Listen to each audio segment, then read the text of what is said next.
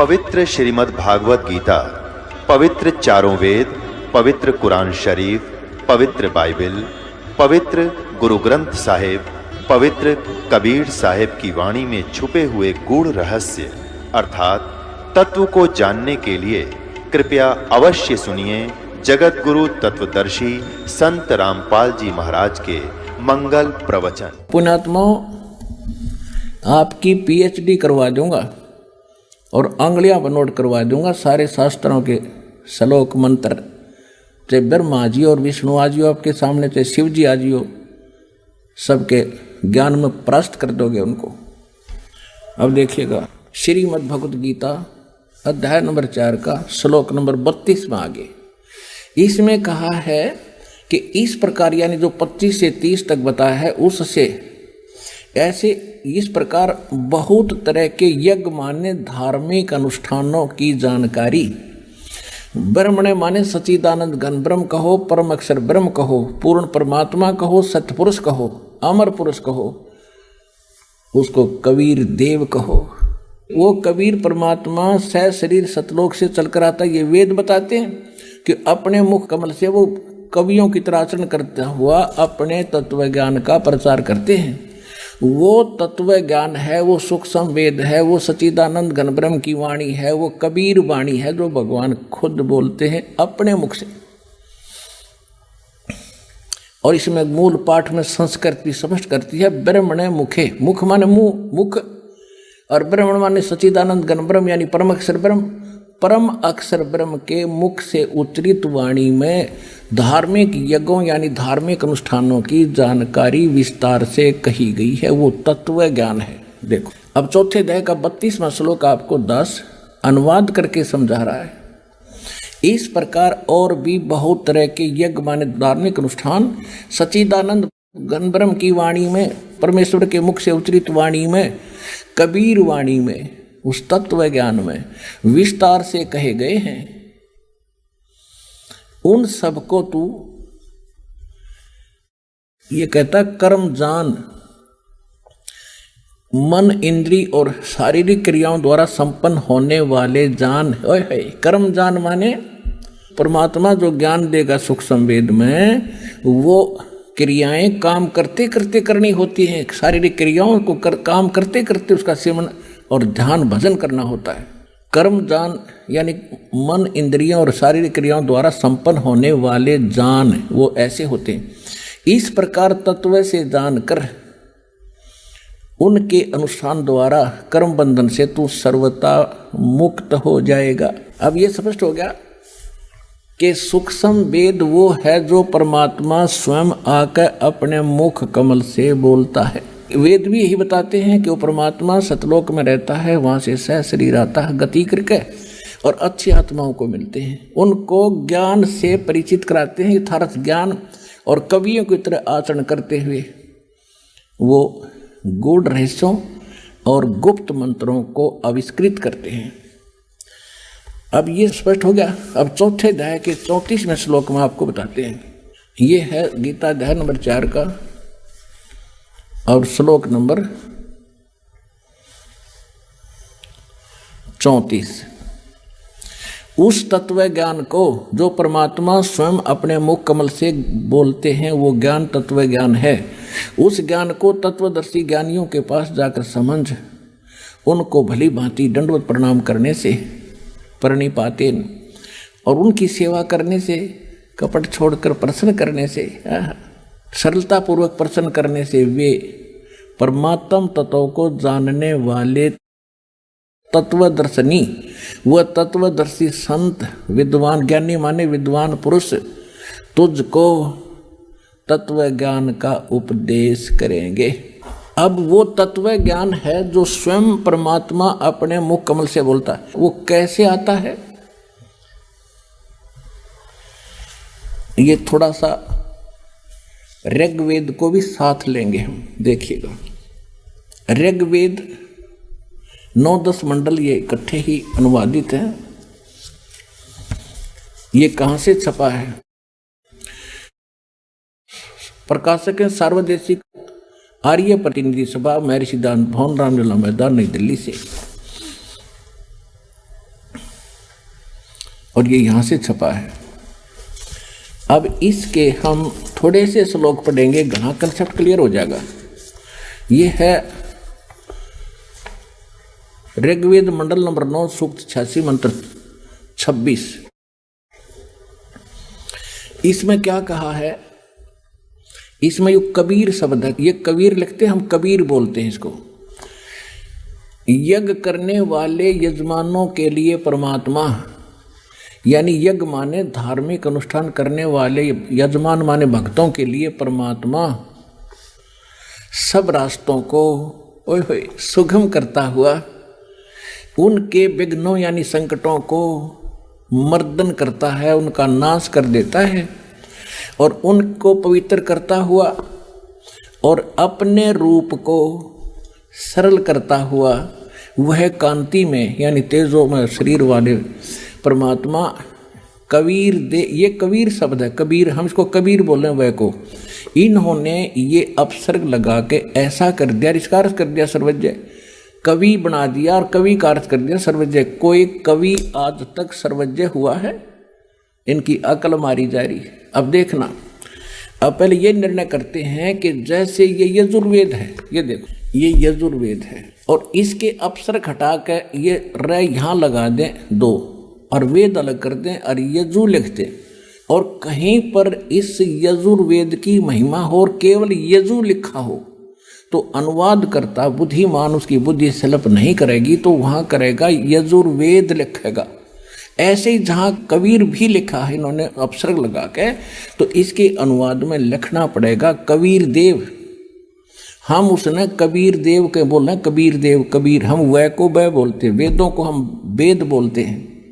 किसी का नाम धर्मवीर है तो हम उसको धर्मवीर बोलते हैं, किसी का नाम वेद प्रकाश है तो हम उसको वेद प्रकाश बोलते हैं।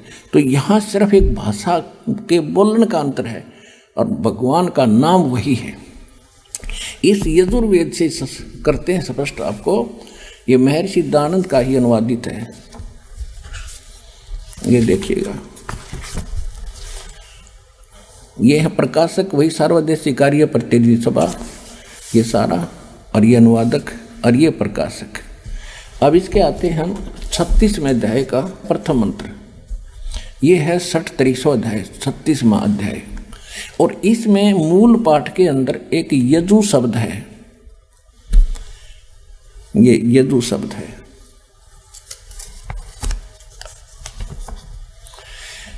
रच्चम वाचम परपदे मनो यजु परपदे, ये यजु शब्द है ओनली। ये यजुर्वेद की महिमा है यहाँ पर। तो यहाँ पर इस महर्षि दानंद ने ठीक अनुवाद कर दिया। यहाँ देखो, ये इसी का अनुवाद है। ये लिखता है, वाणी की प्रेरणा को प्राप्त हो मनन करने वाले अंतःकरण के तुल्य यजु माने यजुर्वेद को प्राप्त हो। तो यहाँ यजुर्वेद की महिमा थी, बेशक यजु लिखा था तो इन्होंने यजुर्वेद लिखना पड़ा। अगर यजु भी लिखा है तो ये अंडरस्टूड है कि उसको समझाने के लिए यजुर्वेद लिखना पड़ेगा कि यजुर्वेद के विषय में कहा जा रहा है। ठीक इसी प्रकार अब हम फिर आते हैं इस ऋग्वेद के ऊपर। ये वहीं से प्रकाशित आपको,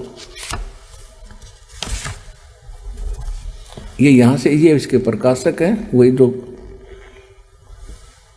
और ये यहाँ से ये प्रकाशित है। अब हम ऋग्वेद मंडल नंबर 9 सूक्त 86 का मंत्र 26 फिर पढ़ेंगे। ये देखो 26,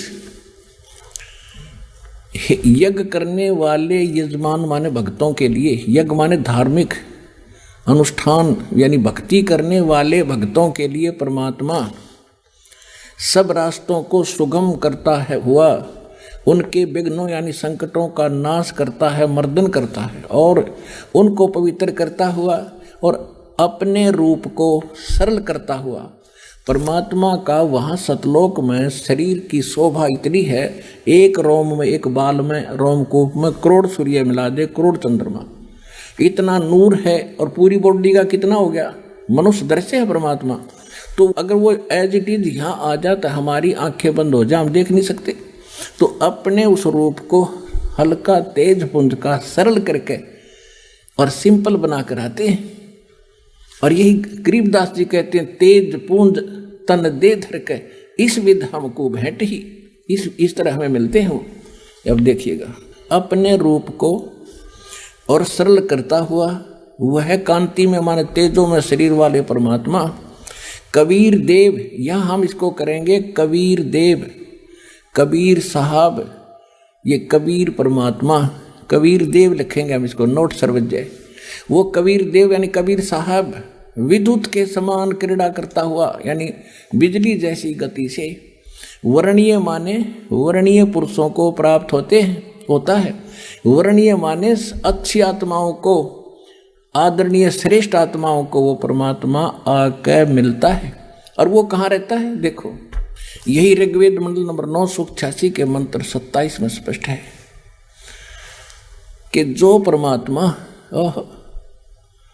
ध्रुवलोक के यानी सतलोक के तीसरे पृष्ठ पर विराजमान है, ओहो वहां बैठा है वो परमात्मा, साकार है। आगे देखो, अब दिखाते हैं इसी ऋग्वेद मंडल नंबर 9 सूक्त 82 का 82 का, ये देखिएगा ऋग्वेद मंडल नंबर 9 सूक्त 82 और मंत्र नंबर 1 यहां पर है।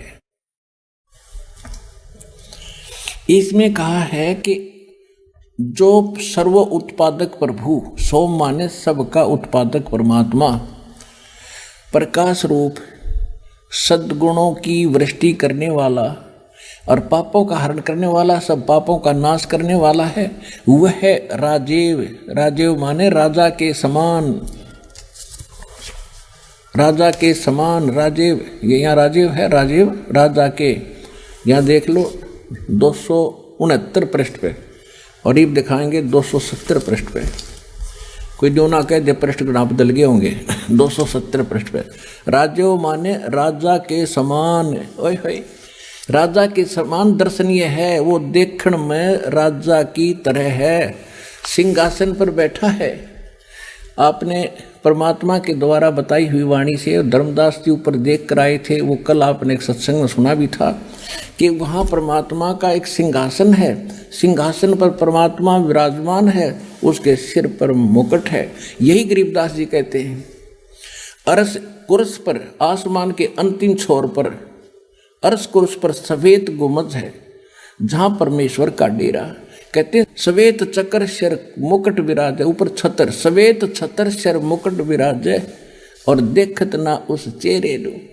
ये निराकार निराकार कह बकवास कर रहे हैं कि तुमने साधना ठीक मिली नहीं, भगवान वो दिखाई दिया नहीं जिसके सिर पर सफेद छत्र है, सिर पर मुकुट है और सिंहासन पर विराजमान है। यही वेद बता रहे कि वो परमात्मा देखने में राजा के समान है, राजा की तरह बैठा हुआ मुकुट माकुट पहनकर, वो देखने में राजा के समान दर्शनीय माने देखने जो के देखने में उस प्रकार है। और वह है पृथ्वी आदि लोक लोकांतरों के चारों ओर शब्दमान हो रहा है। वह वर्णीय पुरुष को, वर्णीय माने अच्छी आत्मा को, श्रेष्ठ व्यक्ति को, जो दृढ़ भक्त है, ओए होए जो दृढ़ भक्त है उसको पवित्र करता हुआ मिलता है, उसको आकर मिलता है। और जिस प्रकार विद्युत स्नेह वाले स्थानों को आधार बनाकर प्राप्त होता है, ओए होए। अब देखियो कितना स्पष्ट कर दिया वेद ने कि जैसे वो परमात्मा कबीर देव, वो सबकी रचना करने वाला, पाप नाश करने वाला वो परमात्मा राजा के समान देखने में मनुष्य दृश्य है, और वो वहां से चलकर आता है, अच्छी आत्मा को मिलता जो दृढ़ भक्त होते हैं, जो मालिक ने कह दिया डगमग नहीं हुए, वही उसी तरह चले। जैसे सभी महापुरुषों को कह दिया था परमात्मा ने, जिनको वो मिले थे कि भी इस ज्ञान को अभी छुपा के रखना, इस नाम को कहीं बताना नहीं किसी को, अपने अनुयायियों को। तो इन सभी महापुरुषों ने कति गुप्त कर दिया, लिख दिया, लेकिन आगे छींट नहीं लगने दी। ये दृढ़ भगत थे, इनको गवाह बनाया। तो यहाँ ये स्पष्ट हो रहा है कि वो परमात्मा ऐसे आता है जैसे आकाशीय बिजली, आकाश की बिजली और कोई धातु विशेष पर गिरती है जहाँ उसका अट्रैक्शन होता है, पुराने समय में हम छोटे छोटे से जब कभी वर्षा होती थी, बिजली कड़कती थी और बाहर कोई बर्तन रह जाता था आंगन में, उस समय कांसी धातु के थाली बेले गिलास कटोरे होया करते थे, कांसी धातु के। अब तो वो रहे नहीं। कांसी धातु के बेले थाली रहते थे और कांसी धातु पर बिजली विशेषकर गिरती थी। तो हमारी दादी जी कहती थी कि इनको अंदर रख लो, ना तो बिजली गिर जाएगी इन पे। तो यहाँ क्या बता रहा है कि जैसे बिजली, आकाशीय बिजली एक अपने सने वाले स्थानों को आधार बनाकर गिरती है, ऐसे ही परमात्मा उन्हीं को मिलता है जो उसके प्रिय होते हैं, जो उनके मिलन जोगे होते हैं। उन्हीं महापुरुषों को आकर भगवान मिलता है। जैसे बिजली गिरती है उसी स्थान पर, उसी धातु पर जिसका उसके प्रेम है, लगाव है, जो उसके अट्रैक्शन है। तो उन महापुरुषों को किन किन को मिले परमात्मा? उन दृढ़ भक्तों को, आदरणीय धर्मदास साहिब जी को, आदरणीय मुल्कदास साहिब जी को, आदरणीय दादू साहिब जी को, आदरणीय नानक साहिब जी को, आदरणीय गरीबदास साहिब जी को, गांव छुड़ानी जिला जज्जर हरियाणा वाले को, आदरणीय गीसादास साहिब जी गांव खेकड़ा जिला बागपत उत्तर प्रदेश वाले को, आदरणीय स्वामी रामानंद जी काशी वाले को। और वो परमात्मा आते किस लिए हैं ये देखो। ऋग्वेद मंडल नंबर 9 और सूक्त नंबर 82 हम पढ़ रहे हैं। इसका मंत्र नंबर 1 हमने पढ़ लिया, अब 2 पढ़ेंगे। हे परमात्मन, आप किस लिए आते? हे परमात्मन, उपदेश करने की इच्छा से आप, ओए होए, तत्व ज्ञान बताने की इच्छा से आप महापुरुषों को प्राप्त होते हो। ओए होए, आप अत्यंत गतिशील पदार्थ के समान, यानी बहुत स्पीड से हमारे आध्यात्मिक यज्ञों को प्राप्त होते हैं। और आप कबीर देव हैं। इन्होंने सर्वज्ञ कर दिया, बैठा दिया। आप कबीर साहब हैं, आप कबीर देव हैं, शुद्ध स्वरूप हैं। आप हमको सुख दें, प्रेम भाव को उत्पन्न करते हुए आप सद स्वरूप हैं। हमारे पापों को दूर करके हे अमर परमात्मा, आप हमको सुख दें और प्रेम भाव को उत्पन्न करते हुए पवित्रता को उत्पन्न करें। स्पष्ट हो गया कि आप कबीर देव हैं, कबीर साहब हैं, और ज्ञान उपदेश देने के उद्देश्य के लिए ही आप यहाँ मिलते हो, आते हो। और दिखाते हैं आपको ऋग्वेद मंडल नंबर 9 सूक्त 20 के और मंत्र नंबर 1 में आपको दिखाते हैं। ये देखिएगा, ऋग्वेद मंडल नंबर 9 सूक्त 20 और मंत्र नंबर 1 में यहाँ क्या लिख रखा है? पर कबीर देव, ये शब्द लिखा है कबीर देव, ये कबीर परमेश्वर, कबीर देव। इसका अर्थ इन्होंने क्या है? वह परमात्मा कबीर देव मैं दावी कर दिया कबीर का है, और देव वित्ते कर दिया। पर कबीर देव वित्ते अयो, वह परमात्मा कबीर देव है और सबका रक्षक है। इसका सीधा सा अर्थ है विद्वानों की तृप्ति के लिए, यानी भक्तों के लिए, विद्वानों को ज्ञान से तृप्त करने के लिए ज्ञान को देता है।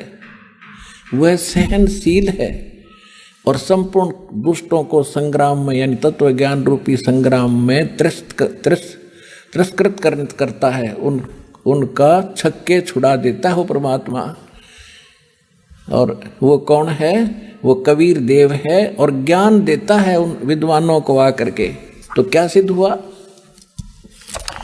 गीता अध्याय नंबर 4 के श्लोक नंबर 32 को सिद्ध करने के लिए अब इतने ढेर सारे प्रमाण वेदों के बताने पड़ रहे हैं कि वहाँ किस लिए बोला गया। ये सब ये कोड वर्ड है, और कोड वर्डों को अध्यापक जान सकता है, टीचर जान सकता है, बालक नहीं जान सकते।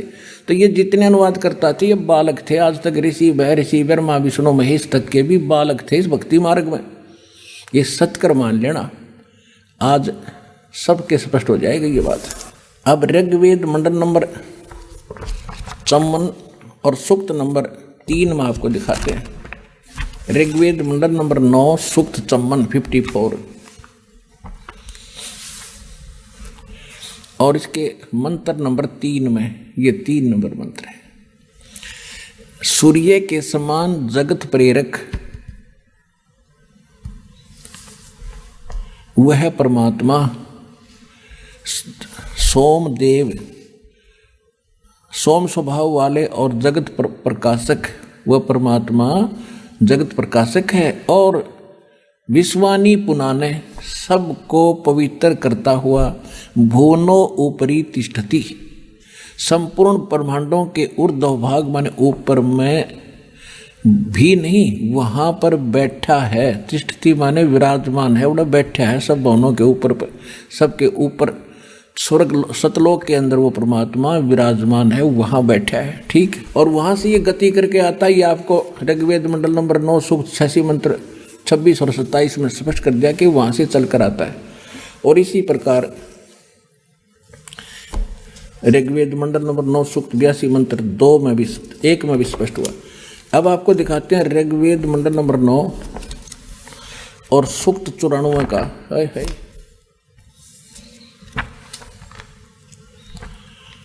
अब ये देखिएगा 94 में ऋग्वेद मंडल नंबर 9 सूक्त 94 94 का और मंत्र नंबर ये यहाँ देखिएगा 1। इसमें है कि सूर्य के विषय में जैसे रश्मि प्रकाश करती हैं उसी प्रकार मनुष्यों की बुद्धियाँ अपनी अपनी उत्कृष्ट शक्ति के विषय में करती। यहाँ सीधा अर्थ यहाँ है कि वह परमात्मा, जिस परमात्मा में सर्वोपरि बलों के समान सब बल है, वह परमात्मा कर्मों का अध्यक्ष होता हुआ और पवते मन सबको पवित्र करता है, कवियों की तरह आचरण करता हुआ। ये लिख रहे हैं कवियों की तरह आचरण करता हुआ सर्वदृष्टत्व पद के लिए वर्जम ने इंद्रियों के अधिकरण मन के समान अटबट खट और जो अधिकरण रूप है वो श्रेय धाम है बकवास करे। सीधा अर्थ है कि वो कवियों ने वर्जम, वो कवियों की तरह घूमता फिरता जाता आता रहता है, आचरण करता है और तत्व ज्ञान का प्रचार करता है। वर्ज माने जाना घूमना फिरना होता, कवियों की तरह भोगता है, घूमता फिरता है। नहीं, ये भी स्पष्ट कर दूं आपको। अब वर्ज माने क्या होता है ये भी बता दें। पुण्यात्मा, आप तो कति बालक हो, हमने तो आज तक ये मंडी मसाणी पूजी थी, जय गणेश देवा या हनुमान चालीसा पढ़े थे, ये वेद सुने थे, देखे नहीं थे आज तक। और आज आपका उंगलियां पर करा दूंगा, याद करा दूंगा आपको और स्पष्ट कर दूंगा हु इज गॉड। परमात्मा कहते हैं 9 मन सूत उलझिया, ये ऋषि रहे झकमार और सतगुरु ऐसा सुलझा दे, उलझा न दूजी बार। तो ऐसा सुलझा दूंगा, किसी ने कोई उलझा नहीं सकता। कलयुग के अंदर सब पार होंगे जो भक्ति करेंगे।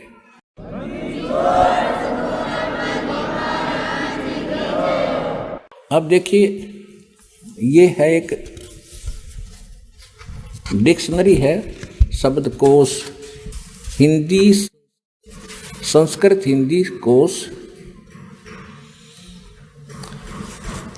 ये है वामन शिवराम आपटे, ये इसके संग्रह करता है और ये यहाँ से छपा है। और अब हम इसके चलते हैं 993 पृष्ठ पे। यहाँ पर वर्ज शब्द है, वर्ज माने जाना, चलना, प्रगति करना है और विदा होना। ये जाना अर्थ जाना है, जाना चलना प्रगति करना। और यहाँ देखना कि घूमना फिरना, वर्जनम माने घूमना फिरना, निर्वासित देश निकालना, यात्रा करना। वर्जम माने वर्जनम माने घूमना फिरना भी होता है, जाना होता है, आना नहीं होता इसका अर्थ। अब देखिएगा, हमने ऋग्वेद फिर पढ़ रहे हैं, वह शब्द कोश रख दिया। हम ऋग्वेद पर आगे हैं और पृष्ठ नंबर ऋग्वेद मंडल नंबर 9 सूक्त 94 के हम मंत्र नंबर 1 को पढ़ रहे हैं। ये मंत्र नंबर 1 है। इसमें यहाँ इन्होंने अनुवाद में गड़बड़ करी है। कवियन वर्जम ने ये इकट्ठा ही करना था अर्थ। वह कवियों की तरह आचरण करता हुआ वर्जम माने घूमता फिरता है। और ऋग्वेद मंडल नंबर 9 सूक्त 96 के 16 से लेकर 20 तक तो कंसेप्ट क्लियर कर दिया कि वो परमात्मा अपनी कबीर वाणी के द्वारा, अपने कबीर वाणी के जब शिशु रूप में प्रकट होता है परमात्मा, और धीरे धीरे जब बड़ा होता है, यानी उस दूसरी प्रकार की जो लीला करता है प्रत्येक युग में, तब जो धीरे धीरे बड़ा होता है तो अपनी वाणी के द्वारा उस तत्व ज्ञान को लोकोक्तियों के माध्यम से, दोहों के माध्यम से बोलता है, जिस कारण से एक प्रसिद्ध कवियों में से भी एक कवि की उपाधि प्राप्त करता है। इससे पहले आपको ऋग्वेद मंडल नंबर 9 सूक्त 95 का और मंत्र नंबर 2 और दिखा देता हूं।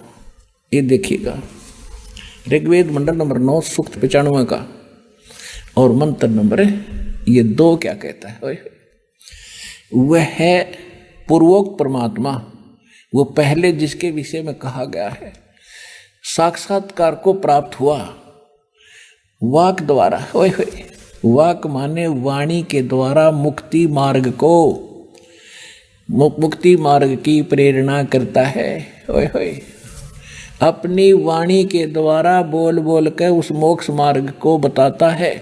वह जिसके विषय में पहले बताया जा रहा है, वह पूर्वोक्त परमात्मा साक्षात्कार को प्राप्त हो, यानी यहाँ प्रगट होकर, सज्जान माने अपने यहाँ प्रगट होकर अपनी वाणी के द्वारा, वाक के द्वारा मुक्ति मार्ग को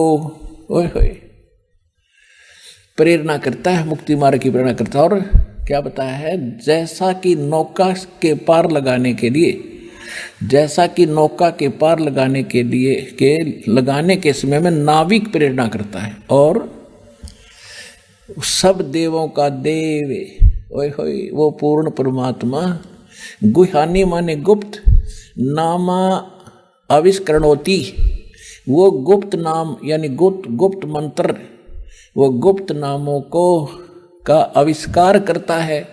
इन नाम संज्ञा कर दी ने तरह के, वो गुप्त नाम का नाम लिख दो को प्रकट करता है। और वाणी रूपी यज्ञ के लिए सिद्ध सदा स्पष्ट कर दिया कि अपने मुख से वो बोलता है, अपनी वाक द्वारा, वाणी द्वारा बोलता है, और सब देवों का देव वो पूर्ण परमात्मा गुप्त नाम आविष्करणोति, नाम को का आविष्कार करता है, प्रकट करता है। और परमात्मा कहते हैं जिस नाम को कोई नहीं जानता, उन नाम भक्ति के नामों को, मोक्ष के मार्ग को, उस नाम को स्वयं आके बताता है। और परमात्मा कहते हैं कबीर साहब, सो हम शब्द हम जग में लाए, सार शब्द हमने गुप्त छपाए।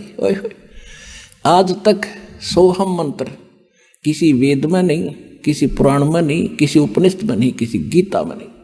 तो ये सिद्ध हो गया कि वो कबीर नामक परमात्मा सतलोक में रहता है, वहाँ से चलकर आता है और अपनी वाणी के द्वारा उस तत्व ज्ञान का प्रचार करता है, और गूढ़ रहस्य और गुप्त मोक्ष मार्ग को, उन मंत्रों को भी वही आविष्कृत करता है, वही उसको सार्वजनिक करता है, उनकी खोज करके हमें देता है।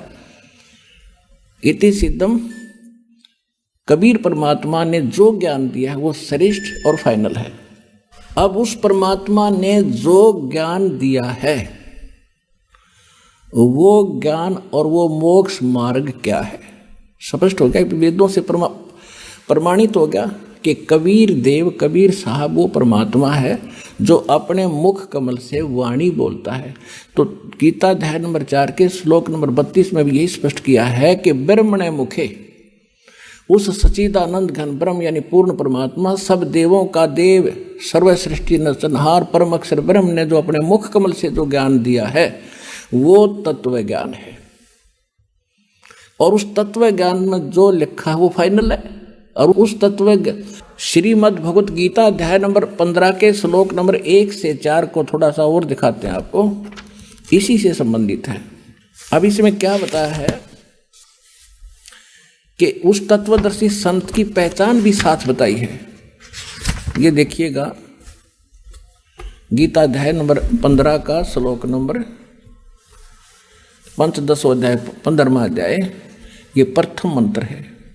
इसमें क्या कहा है कि ऊर्ध्व मूलम, ऊपर को जड़ वाला, अधः शाखम, नीचे को शाखा वाला, अश्वत्थम प्राहु अवम, ये संसार रूपी पीपल का यानी वृक्ष कहा है। और छंदासी यस्य प्रणानी ये तम वेद स वेदवित, उसके जो छंद हैं, विभाग हैं, वो पत्ते आदि, शाखा मूल और ये पत्ते आदि उसकी शाखा हैं, विभाग हैं, उसके खंड हैं, उनको जो तत्व से अलग अलग जानता है वो वेदवित है। वेद के तात्पर्य को जानने वाला यानी तत्वदर्शी संत है। इन्हीं के अनुवाद में ऊर्ध्व मूलम, ऊपर को जड़ वाला, आदि पुरुष परमेश्वर रूपी मूल वाले, अधः शाखम, ये गलत किया इन्होंने, अधः माने नीचे को शाखा करना था। देखो ये 15वें अध्याय के दूसरे श्लोक में अधः और अधः 2 बार लिखा है, इसका अनुवाद यहाँ किया इन्होंने। अधः माने नीचे और अधः माने नीचे, बिल्कुल यहाँ ये विचलित हो गए क्योंकि इनकी बुद्धि ब्रह्मा विष्णु महेश से ऊपर गई है को नहीं। ये ब्रह्मा विष्णु महेश और श्री कृष्ण जी को सुप्रीम मान के सारी गीता को वहीं गोड़ के धर दिया, अड़ंगा कर दिया। देखो पुण्यात्माओं, घी है, चीनी है, सारा कुछ रखा है, आटा है, और जिसे ना हलवा नहीं बनाना था तो गोबर कर दे उसका। इब्दास को भेजा हलवाई बना के, ऐसा बना दूंगा, खाओगे रंगली चाटोगे।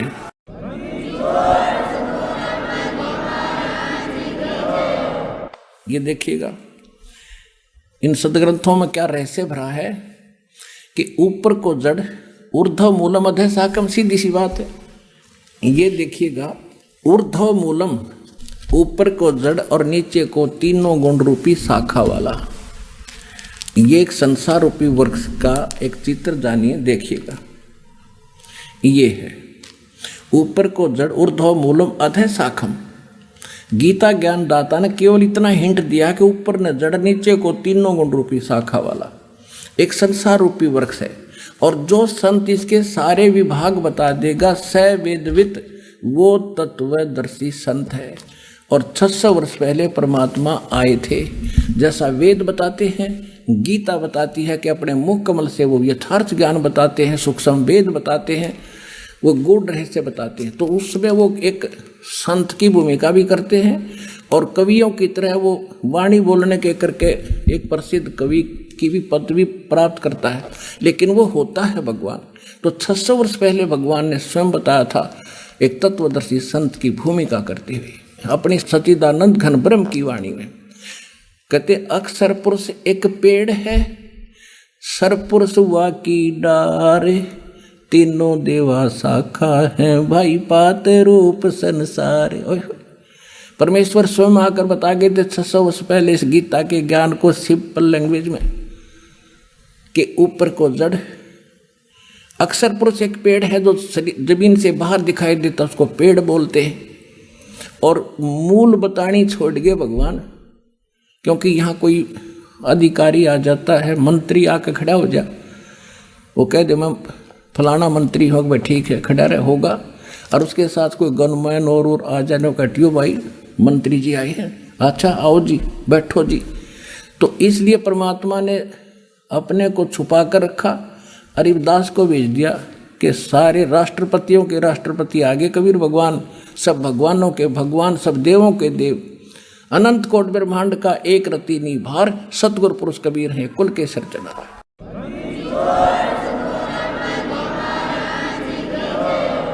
तो परमात्मा ने क्या बताया है कि जमीन से बाहर जो दिखाई देता है ये एक पेड़ है, ये एक वृक्ष है।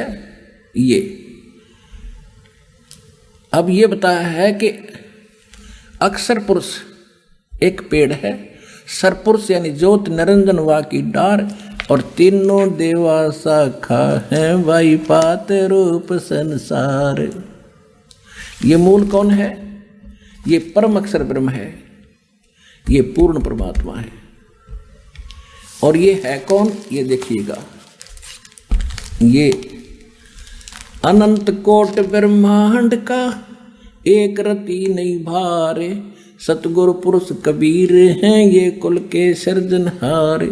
हम सुल्तानी नानक तारे, दादू को उपदेश दिया, जात जुलाहा भेद न पाया, यु काशी महे कबीर हुआ। अब ये है वो परम अक्षर ब्रह्म, जिसके विषय में गीता ज्ञान दाता अपने से अन्य परम अक्षर ब्रह्म की शरण में जाने को कहता है। अब 15वें अध्याय के 1 से लेकर 4 में क्या बताया है कि गीता ज्ञान दाता ने केवल इतना बताया कि ऊपर को जड़ नीचे को तीनों गुण रूपी शाखा वाला ये उल्टा लटका संसार रूपी वृक्ष है। उसके बाद उसने ऑप्शन छोड़ दिया कि यहाँ मैं क्लियर नहीं बता सकता क्यों, मैं नहीं जानता उसके विषय में, देखिएगा। और वो तत्वदर्शी संत कैसा होगा जो इनको समझ लेगा। ये 15वां अध्याय और ये प्रथम मंत्र, ऊपर को जड़ वाला, नीचे को तीनों नीचे को शाखा वाला संसार रूपी वृक्ष जानो, और जिसके विभागों सहित जो बता देगा यह तम वेद स वेदवित, जो इसको जानता है वो तत्वदर्शी संत है। इनकी भाषा पढ़े। आदि पुरुष परमेश्वर तो जड़ समझो, ऊपर को जड़ होता आदि पुरुष परमेश्वर परम अक्षर ब्रह्म है, ये बिल्कुल ठीक अनुवाद किया उन्होंने। अध्याय शाखा में यहाँ विचलित हो गए, ब्रह्मा मुख्य रूप मुख्य शाखा वाला नहीं, तीनों गुण रूपी शाखा वाला। अश्वत्थम पीपल रूपी संसार रूपी पीपल के वृक्ष को विनाशी कहते हैं। वेद छंद माने वेद बता दिया नहीं, उसके विभाग हैं, पत्ते आदि उसके विभाग हैं कहे गए हैं। और उस संसार वृक्ष को जो मूल सहित जड़ से लेकर पत्तों तक तत्व से जानता है, स वेदवित, वह वेद के तात्पर्य को जानने वाला है, अर्थात वो तत्वदर्शी संत है। तो ये दास है वो तत्वदर्शी संत आज के जीवन। अब इसमें लास्ट अक्षर भी इतना पढ़ेंगे हम, अध्याय नंबर 15 का श्लोक नंबर 4 पढ़ेंगे।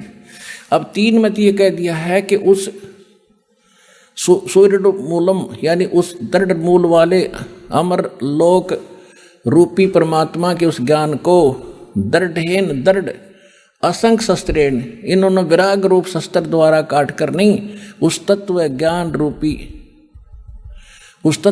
रूपी शस्त्र द्वारा काट कर। अब चौथे 15वें अध्याय का चौथा श्लोक ये यहाँ अनुवाद है। उसके पश्चात तत्वदर्शी संत की प्राप्ति के उपरांत, तत्व ज्ञान के प्राप्त होने के पश्चात उस परम पद रूप परमेश्वर को भली भांति खोजना चाहिए, जिसमें गए हुए पुरुष फिर लौटकर कभी संसार में नहीं आते, और जिस परमेश्वर से पुरातन संसार रूपी वृक्ष की प्रवृत्ति विस्तार को प्राप्त हुई है, यानी जिसने संसार रूपी वृक्ष की रचना की है, सारे ब्रह्मांडों की जिसने रचना की है, जो सबका सृजनहार है, ये देखिएगा, उस हुई है। उसी आदि पुरुष परमेश्वर, उसी आदि पुरुष नारायण यानी परम अक्षर ब्रह्म की मैं शरण हूँ, इस प्रकार दृढ़ निश्चय करके उस परमेश्वर का परपदे माने पूजा करनी चाहिए। सीधी सी बात है, मनन ध्यान नहीं, परपदे माने उस परमात्मा की पूजा करनी चाहिए। गीता ज्ञानदाता कहता मेरी नहीं उसकी पूजा कर, यदि तूने उस पूर्ण परमात्मा उस परम पद को प्राप्त करना है, जहाँ जाने के बाद फिर लौटकर संसार में नहीं आते। अब वो कौन से मंत्र हैं? अब तक तो आपको कौन भगवान है और कौन से प्रमाणित शास्त्र हैं, वो परमात्मा कहाँ रहता है और वो कैसी लीला करता है, ये सिद्ध हो गया कि वो परमात्मा जो ज्ञान देता है वो सर्वश्रेष्ठ ज्ञान है। और यदि उस ज्ञान से वेद और गीता मिलती है तो सही है, वो उस सूक्ष्म वेद का ही अंश है। उनसे हटकर जो ज्ञान है, पुराणों में जो ज्ञान है, वो ऋषि विशेष का अपना ज्ञान है। उपनिषद क्या है? जैसे कठोपनिषद है, मांडुक्य उपनिषद है, वो मांडुक्य नाम के ऋषि ने जैसी साधना करके डले ढोकर जो अनुभव किया, उसने जो लिखा वो उसका अपना अनुभव है। यदि वो वेद ज्ञान से नहीं मिलता तो वो उसके घर का है, यूजलेस है। इसी प्रकार जैसे सत्यार्थ प्रकाश इस नकली में ऋषि दानंद ने अपनी सारा अनुभव उसमें लिख दिया, और यदि इसकी ईब पोल ना पटती तो ये उपनिषद का रूप धारण कर लेता, वेदों को भूल जाते लोग कुछ दिनों में। तो ये वेद ज्ञान से जो नहीं मिलता वो उसकी अपनी सोच है, वो गलत है, यूजलेस है, व्यर्थ है। अब सिद्ध कर दिया कि सूक्ष्म वेद इज कंप्लीट स्पिरिचुअल नॉलेज। सब वेद बताते हैं, श्रीमद् भगवत गीता बताती है कि वो स्पिरिचुअल कंप्लीट स्पिरिचुअल नॉलेज वो कंप्लीट गॉड ही आकर बताता है अपने मुख कमल से। अब आपको दिखाते हैं, अब कहते हैं मोती मुक्ता दर्शत नाही, ये जग है सब अंधरे, दिखत के तो नैन चश्मिन का फेरा मोतिया बंदरे। ये राधा स्वामी पंथ वाले परमेश्वर की वाणी को आधार मानकर ज्ञान प्रचार सतलोक सचखंड के गीत गाया करते थे। उसमें एक शब्द है भगवान का, परमात्मा कबीर जी का, करने नो दीदार महल में प्यारा है। उसके अंदर कंप्लीट नाम लिखे हैं ये, जो मोक्ष मार्ग के प्रथम सत्र के प्रथम मंत्र, लेकिन 2 नाम छोड़ गए। तो उस परमात्मा ने थोड़ा सा गुप्त रखना था, जो अब तक छुपा के रखना था, फिर भी बहुत कुछ उससे क्लियर है। और इन्होंने परमात्मा कहते हैं ना कि गोता मारू स्वर्ग में जा बैठूं पाताल, कहते चारों युग में मेरे संत पुकारे और कोक कहा हम हेल रे, हीरे मोती माणिक बरसे ये जग जुगता ढेल रे। अब देखिएगा एक संत मत प्रकाश भाग 1 है राधा स्वामी वालों का, इसमें कबीर जी परमेश्वर का एक शब्द है।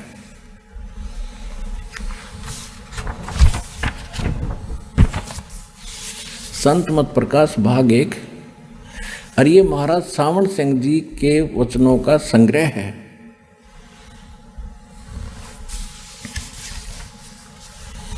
ये इसके प्रकाशक हैं जगदीश चंद्र शेट्टी, सेक्रेटरी राधा स्वामी सत्संग व्यास, डेरा बाबा जयमल सिंह। ये यहाँ से प्रकाशित है। 1958 से चल रहा है। 1958 में पहला संस्करण। ओए होए होए भट्ठा बैठाने वालों, आज तक ये डंगा पढ़ा रहे हमारे थे। ये मुद्रिक, ये सारा ये यहाँ से छपा है, Ajanta offset and packaging limited.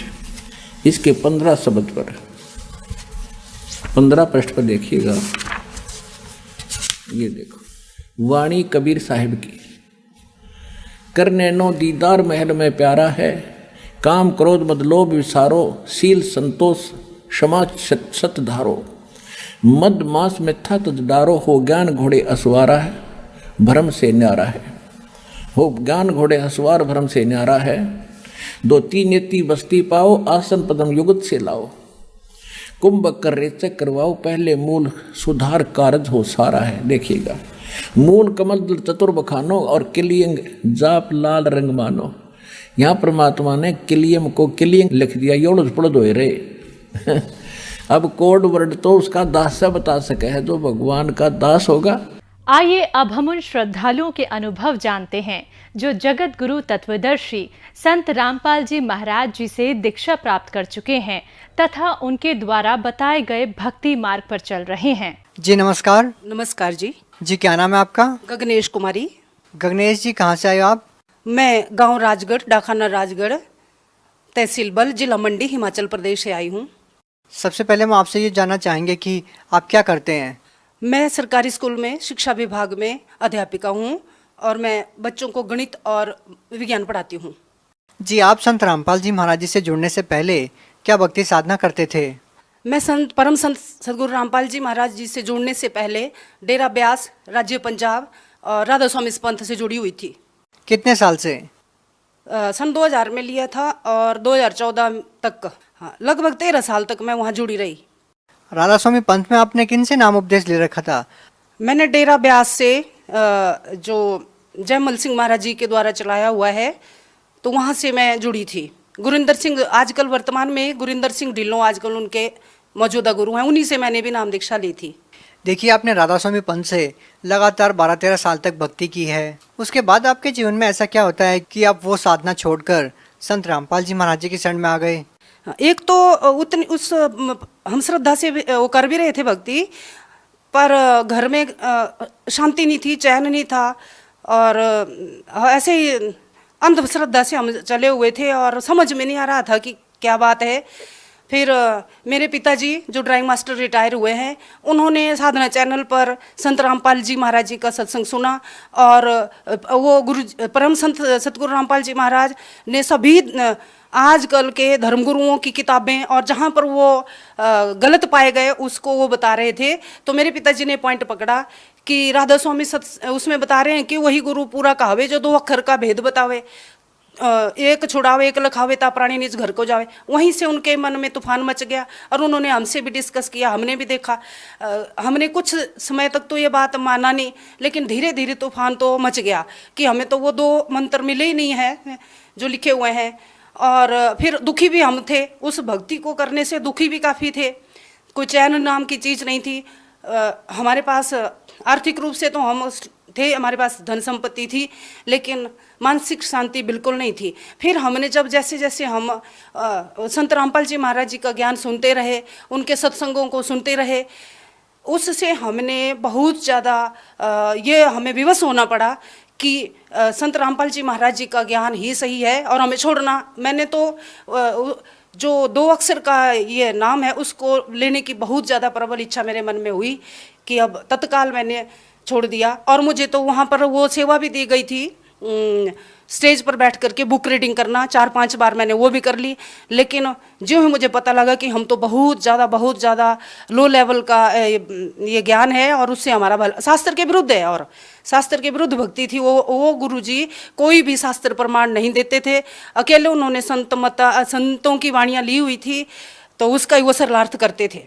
और 5 नाम का मंत्र दिया हुआ था, और जो घट रामायण में श्री तुलसी साहिब जी ने बता दिया कि 5 नाम काल के जानो, तो ना तो वो प्रथम मंत्र था उनके पास जो गुरुजी रामपाल जी महाराज जी देते हैं, और हमें तो पता ही नहीं था वेद शास्त्र। और जो अभी भी उनके अनुयायी जो हैं वो बोलते हैं कि वो संत रामपाल जी महाराज जी के ज्ञान से दूर हो जाओ, उसको सुनो तक नहीं। और वो बहुत ज़्यादा गलतफहमी में है। जैसे हमने सुन लिया तो हमारा उद्धार हो गया और हम बहुत ज़्यादा काल जाल से छूट गए। हाँ सर, मैंने विश्लेषण किया जब मैंने संत रामपाल जी महाराज जी का सत्संग सुना, और 13-14 साल तक इवन जब से मैंने होश संभाला था, मेरे माता पिता जी राधा स्वामी पंथ से थे, और वह उस पंथ से हम इतनी सारी बहुत बड़ा भीड़ को देख करके, करोड़ों की संख्या में अनुयायियों को देख करके हम उनके साथ जुड़े थे। लेकिन ना तो हमें घर में लाभ हो रहा था और ना ही तो हमें कोई शास्त्र अनुसार कोई साधना मिल पा रही थी। राधा स्वामी सत्संग से जब हम वहाँ, मुझे तो बुक रीडिंग की सेवा मिली थी, और जब मैं बुक पढ़ती थी, उस ज्ञान को पढ़ती थी, तो मुझे ऐसा लगता था कि मुझे ही ज्ञान नहीं है और मैं अधिकारी ही नहीं हूँ, तो ये जो 500-700 लोग बैठे हुए हैं ये क्या ज्ञान समझेंगे। और ये बार मेरे मन को ये बात कचोटती थी। परंतु हम जुड़े हुए थे, जैसे श्रद्धालु तो होता है वो जुड़ा रहता है इस ज्ञान से, हम ऐसे ही जुड़े हुए थे। परंतु वास्तव में जब संत रामपाल जी महाराज जी का जो मेरे पिताजी ने मुझे बुक दी उसको पढ़ा मैंने, और टीवी चैनल पर सत्संगों को सुना, तो एकदम से मुझे वो छोड़ने में ही अपना हित लगा।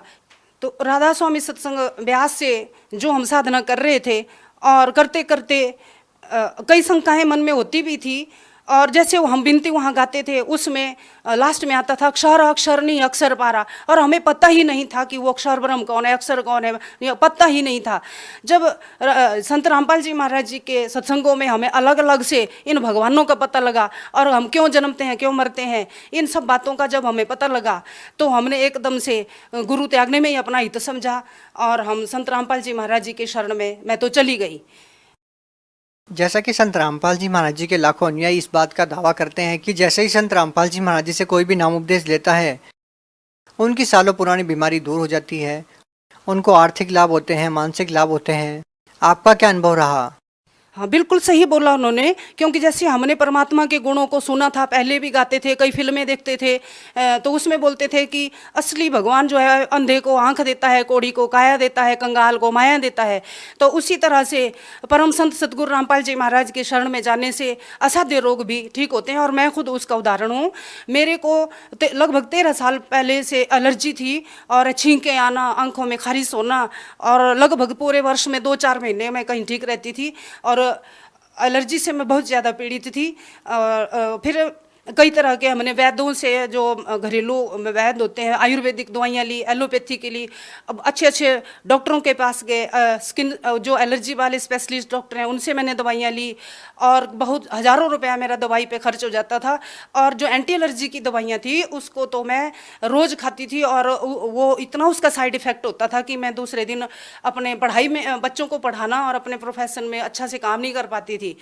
तो जब से मैंने 2014 से गुरुजी रामपाल जी, परम संत सतगुरु रामपाल जी महाराज जी से दीक्षा ली, तो सबसे पहले तो मैं, और होता है जी, जब थक हार के मैं उनके पास इसके लिए भी गई कि मैं, मेरी एलर्जी, ये भयंकर बीमारी ठीक हो जाए। और मुझे उसके बाद से लगभग 2-3 महीने में इतना, और आज अब मैं मुझे नहीं याद कि पूरी वर्ष में मैं कहीं एक या 2 गोली कहीं लेती हूँ, मैं बिल्कुल ठीक हूँ।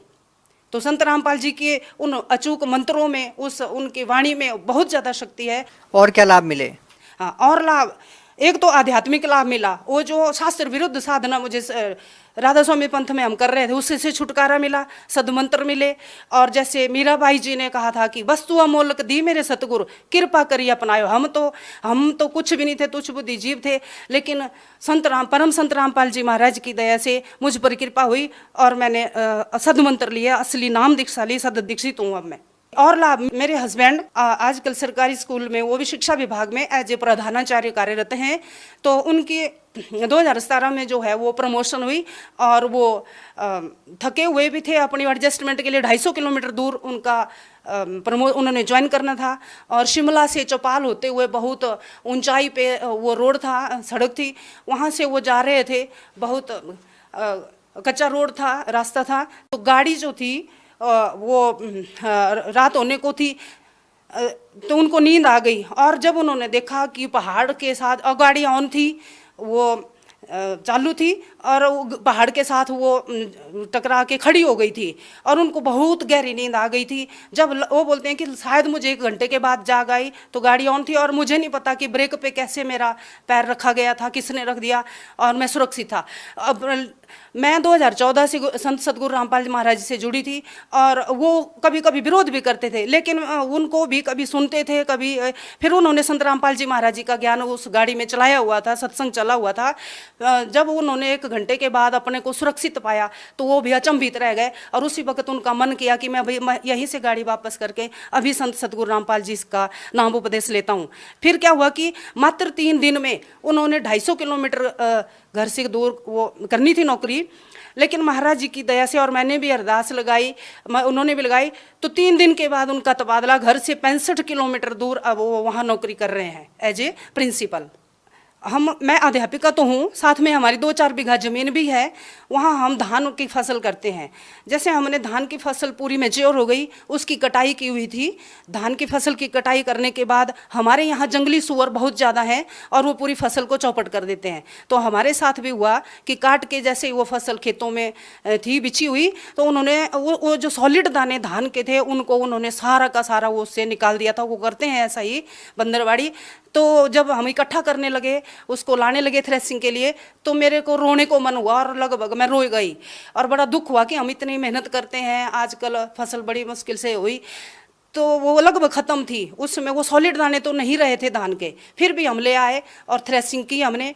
तो मैं आधे दिन की छुट्टी लेके स्कूल से आई थी, गाड़ी खड़ी हुई थी थ्रेसिंग करने के लिए, और आते आते मुझे उसी दिन, वैसे दिल तो बहुत टूट चुका था, फिर भी उसको करना था, जैसे तैसे भी इकट्ठा करना था। तो फिर क्या हुआ कि वो फसल इतनी हो गई कि 12-13 बोरियां धान की हुई। जब हमने धान में से चावल को अलग किया, तो लगभग 1.5 क्विंटल चावल हमारे हो गए। तो मैं बहुत हैरान रह गई। उस वक्त मैं अभी नया नामदान संत रामपाल जी महाराज जी से लिया हुआ था, तो मैं हैरान रह गई कि मैं वहाँ उस वक्त रो रही थी कि फसल खत्म है, तो इतना ज़्यादा उसमें भी बरकत हो गई, उसमें भी वृद्धि हो गई। तो असली संत, असली जो पूर्ण संत होते हैं, उनके ऐसे कारनामे होते हैं। देखिए बहन जी, आप एक टीचर हैं, आपके पति भी प्रिंसिपल है, लेकिन आपने बताया कि संत रामपाल जी महाराज ने आपकी फसल बढ़ा दी, और उनकी कृपा से आपके पति का एक्सीडेंट होने से बच गया। क्या आपको इन बातों पे अंधविश्वास नहीं लगता? नहीं, अंधविश्वास बिल्कुल भी नहीं है। और विज्ञान जो है और मैथ जो है, मैथ फार्मूलाज पे है, सूत्र के आधार पे चलता है, और गणित में जो है वो सिद्धांत कार्य करते हैं। ऐसे ही भक्ति का भी सिद्धांत है। और जैसे स्पोर्ट्स में है, खेलों में भी, जैसे हमने कबड्डी खेलनी है या कोई भी गेम है, जोनल लेवल पे जो नियम होते हैं वही तो डिस्ट्रिक्ट में होते हैं, और स्टेट लेवल पे कोई खेल खेलना है वहाँ भी तो वही नियम होते हैं, और नेशनल और इंटरनेशनल इसमें खेलना है तो भी वही नियम होते हैं। तो यही तो दिक्कत है, यही तो विडंबना है, तो दुर्भाग्य है कि हमारा कोई सिद्धांत ही नहीं है भक्ति करने का। तो संत रामपाल जी महाराज जी के सत्संगों में जुड़ने से, उनसे जुड़ने के बाद तो हमें पूरा भक्ति प्रॉपर वे ऑफ वर्शिप का भी हमें पता चला। और हमें तो पता ही नहीं था, ये तो परम संत सतगुरु रामपाल जी महाराज जी का कहाँ तक उनका शुक्र, शब्द नहीं है हमारे पास। मैंने पहले ही बोल दिया कि वस्तु अमोलक दी मेरे सतगुरु, कृपा करी अपनायो। तो वो तो उन्होंने बताया। तो ये जो डेरा व्यास है, ये जो राधा स्वामी और अन्य पंथ चले हुए हैं, इन्होंने तो भ्रमित कर रखा है पूरे समाज को। हम कहाँ तक उनका धन्यवाद करें। अरे यजुर्वेद अध्याय नंबर 19 के मंत्र नंबर 25 और 26 में बताया है कि जो पूर्ण संत होता है, तत्वदर्शी संत होता है, वो 3 बार की पूजा विधि बताता है, 3 बार जो है मंत्र दीक्षा को देता है, उस नाम दीक्षा की उस प्रक्रिया को खत्म करता है। लेकिन ये तो एक बार स्टैंप लगा देते हैं, एक बार नाम दीक्षा ले ली, फिर आप जो मर्जी सो जितना मन में आए उतना पाखंड कर लो, फैशन कर लो, कोई स्टॉप ही नहीं था। आखिरकार स्कूलों में भी हर जगह जहाँ जितना डिसिप्लिन होगा, मर्यादा में हम रहेंगे तो वहाँ अच्छे परिणाम आएंगे। तो ऐसे ही भक्ति मार्ग में होता है। तो जब हमें वेदों से, शास्त्रों से सब पता चला तो नाम खंड भी होता है, और गुरु कोई नहीं बताते हैं कि नाम भी कभी खंड होता है। ये तो हैरानी की बात है। जैसे हम बच्चों की परीक्षा लेते हैं, उनको कंपार्टमेंट भी आता है, वो फेल भी होते हैं, दूसरी बार फिर से एग्जाम देते हैं तो पास होते हैं। उसी तरह भक्ति मार्ग में भी होता है। और ये चीज़ हमें पूरे विश्व में किसी भी धर्मगुरु ने नहीं बताया कि नाम भी खंड होता है, और मर्यादा को बचाना होता है, अपने नाम को खंडित होने से बचाना है। संत रामपाल जी महाराज जी के अनुयायी दावा करते हैं कि संत रामपाल जी महाराज जी से नाम दीक्षा लेने के बाद उनके जीवन की रक्षा होती है, और संत रामपाल जी महाराज जी अपने श्रद्धालुओं को मौत के मुंह से खींच लाते हैं। क्या ये संभव है? ये संभव है, क्यों संभव नहीं है। आदरणीय कबीर साहिब जी जब 600 साल पहले यहाँ आए थे, उन्होंने ये सब कुछ करके बताया है। कमाल और कमाली का बहुत सारे उदाहरण है, उन्होंने भी जीवित किया है, मुर्दों को जिंदा किया है, और हमारे कई भक्तजनों को उन्होंने जिंदा किया। इवन संत रामपाल जी महाराज जी ने भी ऐसे बहुत सारे चमत्कार किए हैं, और हमने महसूस किया कि वो संत भी नहीं है जिससे चमत्कार ना हो, और वो संत भी नहीं है जो चमत्कार के पीछे दुनिया को अपने साथ जोड़े। लेकिन संत रामपाल जी महाराज जी की भक्ति में वो शक्ति है, वो मरे हुओं को जिंदा भी करते हैं। देखिए, आपने 13 साल राधा स्वामी पंथ में गुजारे हैं, और उसके बाद आपको पता लगता है कि राधा स्वामी पंथ में शास्त्र विरुद्ध साधना करवाई जाती है, जबकि संत रामपाल जी महाराज जी शास्त्रों के अनुसार साधना बता रहे हैं। आप भगत समाज को क्या संदेश देना चाहेंगी, खास करके राधा स्वामी पंथ से जुड़े श्रद्धालुओं को? मैं राधा स्वामी भक्त भाइयों के साथ में क्या, पूरे विश्व के हमारे जीव, हमारी जाति है, जितने भी जीव हैं, मानव समुदाय है, वो हमारे भाई बहन है।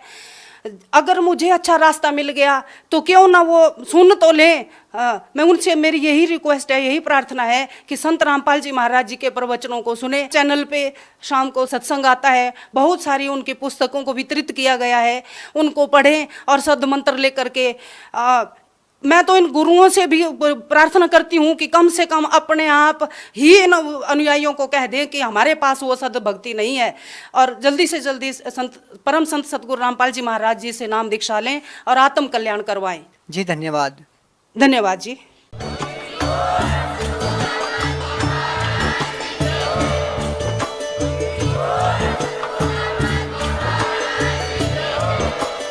आप सुन रहे थे जगत गुरु तत्वदर्शी संत रामपाल जी महाराज जी के मंगल प्रवचन। अधिक जानकारी के लिए विजिट कीजिए हमारी वेबसाइट www.jagatgururampalji.org। संत रामपाल जी महाराज जी के शुभ आशीर्वाद से पूरे विश्व भर में 500 से भी ज्यादा नाम दीक्षा केंद्र हैं, जिन पर संत रामपाल जी महाराज जी द्वारा ऑनलाइन निशुल्क नाम दीक्षा दी जा रही है। अपने नजदीकी नाम दीक्षा केंद्र का पता करने के लिए संपर्क करें 8222880541।